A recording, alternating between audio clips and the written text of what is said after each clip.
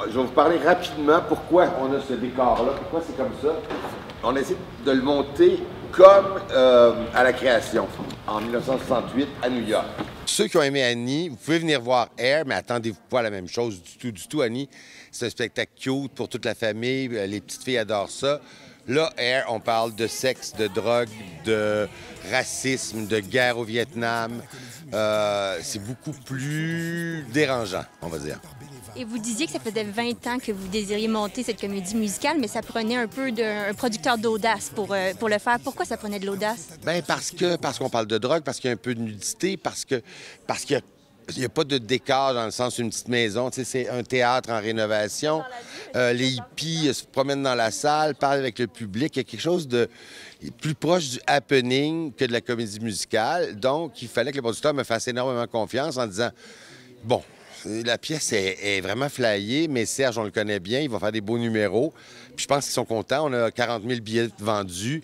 C'est comme un défi complètement relevé pour un spectacle au Québec. Quand tu fais une comédie musicale comme ça, 40 000 billets, c'est un succès. Des lampes de poche, si jamais il y a une panne d'électricité, on le sait pas. Puis c'est tous des trucs qui peuvent paraître accessoires, qui sont juste installés dans le décor, mais qui finissent à un point tout le temps utilisé dans la mise en scène de Serge.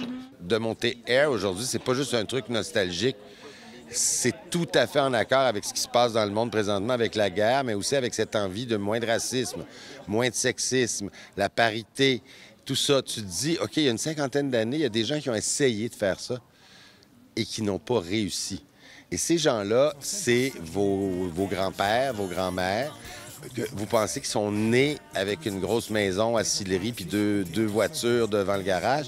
Non, ils étaient probablement hippies, puis ont probablement espéré changer le monde. Puis en cours de route, ils se sont perdus.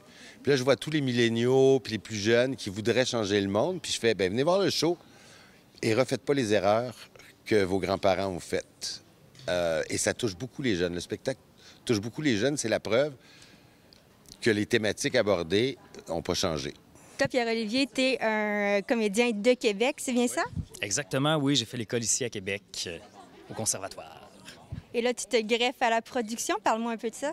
Oui. Ben moi, en fait, là, je suis un nouvel arrivé, entre guillemets. Là. J'ai répété avec la gang l'été passé, mais j'ai pas fait le show à Montréal. Fait que là, depuis 2 semaines, là, je suis dans une espèce d'ébullition totale. Là. Je me suis joint à la gang, puis ouais, c'est ça, pour faire le show à Québec. Puis je suis bien content, ça se passe super bien. Parle-moi un peu de ton personnage.